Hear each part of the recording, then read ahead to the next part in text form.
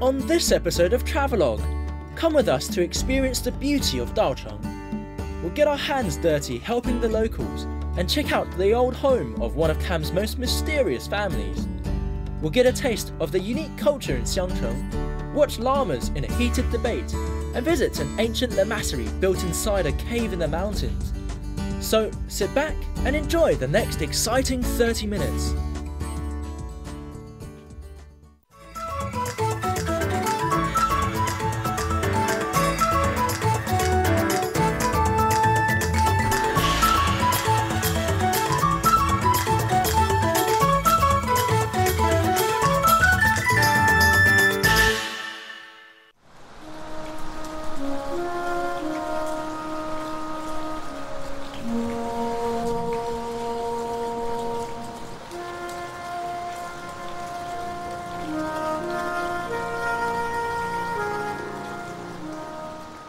Hi and welcome to Travelogue. I'm Taran, and after visiting sacred snow-capped mountains, we're now on our way through Daocheng, where we'll experience the harmony between nature, religion and the traditional way of Tibetan life. We'll pass through Xiangcheng and its scattered white brick houses and finally arrive at Derong on the border between Sichuan and Yunnan. Let's get back on the road. Although we've already found Joseph Rock's Shangri-La, we still haven't finished our travels. Our route back from Ruwa passes by the spectacular Masyong Valley with its multicoloured forests. And I've been told that come spring, the landscape changes to seas of rhododendrons covering the mountainsides. Our destination today is Daocheng, where most people stop off before continuing on to Ruwa and the Yading Nature Reserve. Daocheng's actually a 3-hour drive from Ruwa, so be sure to make your return journey during the day, lest you miss out on the amazing views. After driving across countless plateaus and 4,000 metre high mountains, we finally reached Daocheng, where the order of the day was to find accommodation. It's a really wonderful afternoon, and after looking through a lot of hotels and hostels, I decided on this one because it's got a really nice family feel to it, and sitting here in this courtyard with the sun on my face, it feels really, really relaxing. And what's really nice is that it's got such a nice family feel, and everyone's kind of sitting outside playing cards and drinking tea. It's really relaxing. The owners of the hostel actually live in the room next to mine, so it was an added bonus that I could pop in for a chat when they were free. The main attraction for me was the hostel's traditional Tibetan architecture, complete with slanted stone walls and decorated square windows. Most guest houses in Daocheng follow this style, and there are plenty to take your pick from. Alright guys, this is my room. I'm staying in this really nicely decorated Tibetan style dorm, and it's actually quite cheap. It's around 30 RMB for one bed.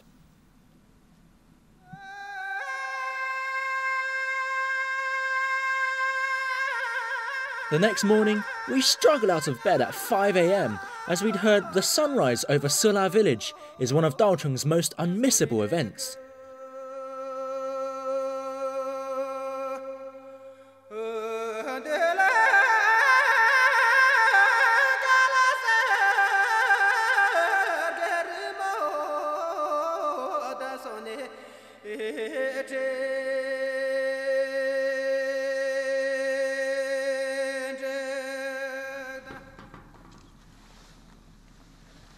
If you want to get a real taste of Tibetan life, you have to get up early in the morning, and you'll see the locals milk their yaks, send them out to graze, and then collect the yak pats as well.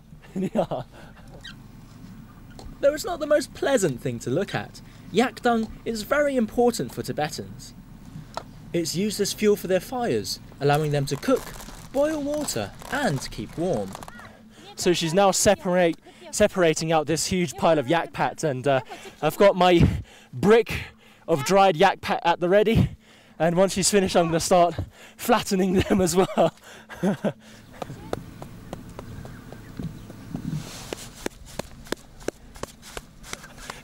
It feels really weird, but it's actually really clean, and there's no nasty smell or anything.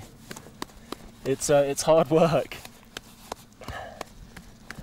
And I think this one lady, she collects all of the yak pat in that basket of hers, and she brings it here and starts patting it all by herself. It's really not mud. I've got less on this hand, but it actually doesn't smell too bad.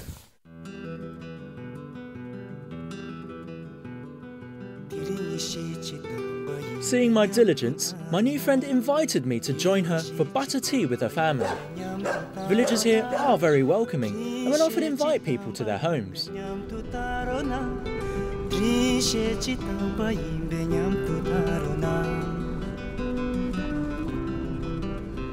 Moving on, our next stop lies at the old residence of a very interesting family.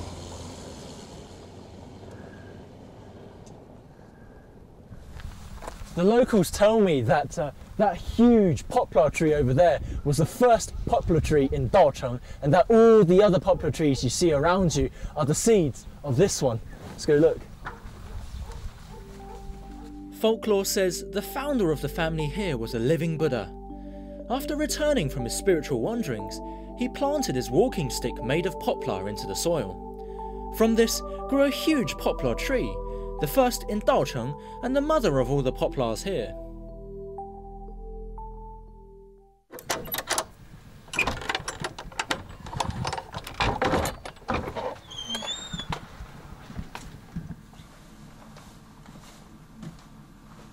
The family that lived here is something of a miracle in the Kam region. For over 700 years, each of its 20 generations had a living Buddha reincarnated into the clan. Not only that, they even had living Buddhas of two opposing sects living peacefully here. As such, you can find two prayer rooms inside this house, one for the Yellow Hat sect and one for the Stripe sect. The family still has living Buddhas to this day, but they've now vacated this house in order to turn it into a family museum.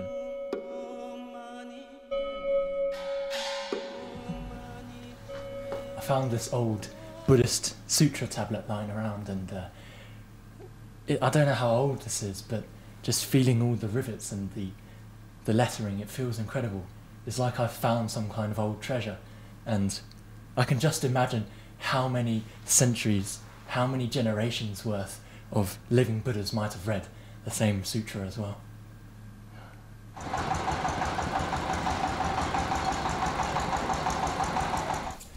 The best form of transport here in Daocheng is actually a bicycle, and I've rented one for a day for around 20 RMB, and I'm going to go see the sights around the town.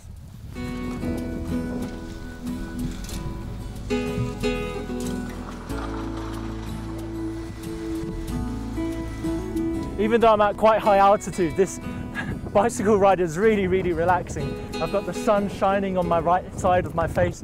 I've got the mountains and I've got the golden trees to the left of me. It's really, really, really calming and relaxing here.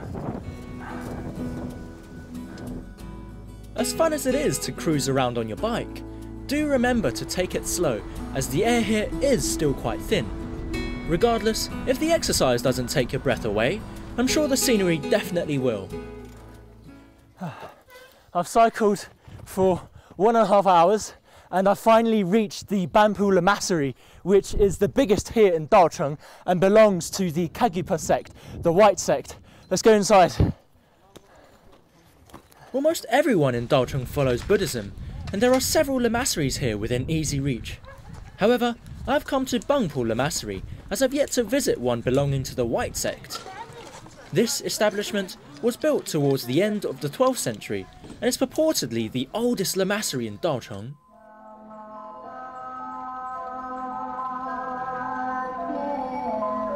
One of the most important reasons for people visiting the Bampu Lamasery is the statue of the founder of the white sect that he created with his own hands.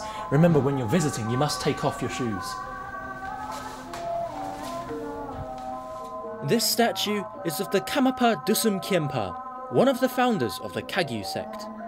There are in fact 4 main schools of Tibetan Buddhism, traditionally distinguished by the colour worn by their followers.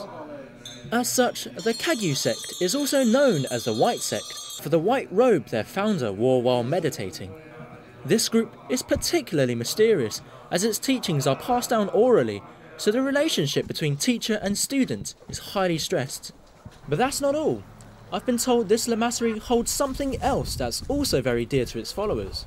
Legend has it that the first Karmapa wrote some words onto the rocks above, and we're going to go and climb and see if we can decipher them.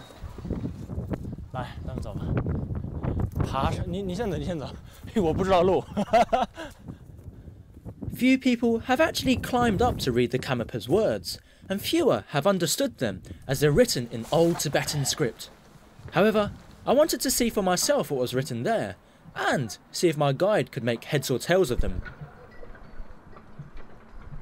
这曾经肯定是那个地方打坐过，修行过。对，修行了过后，他有过感悟，他现在马上有可能要走了，但是只要你们按照他说过的话去修行，那么就你们看到他这写的字过后，就像他看到他的真身一样。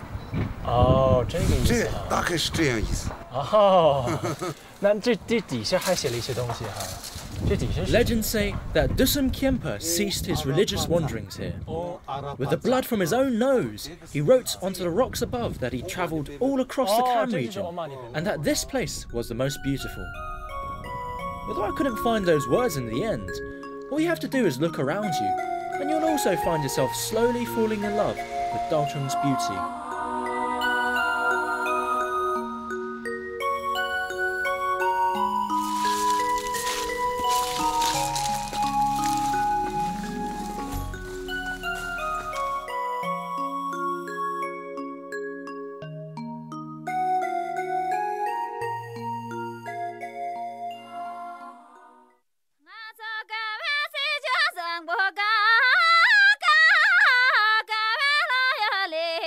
There's a saying here, come to Sula to see the sun rise, and go to Bung River to see the sun set.